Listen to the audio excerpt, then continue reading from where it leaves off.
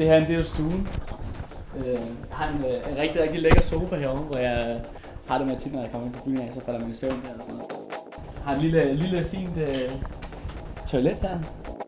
Og mit køkken, det er så ikke lige, hvis jeg noget vidste, at I skulle optage herude, så har jeg så gået op i køkkenet. Det har jeg så ikke lige valgt at gøre i dag. Men meget, meget upassende at tage folk med her. Men jeg sover her.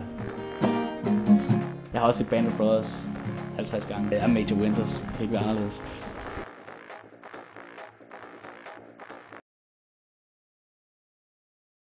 Stik mig et løfte, ellers slår jeg flik-flak.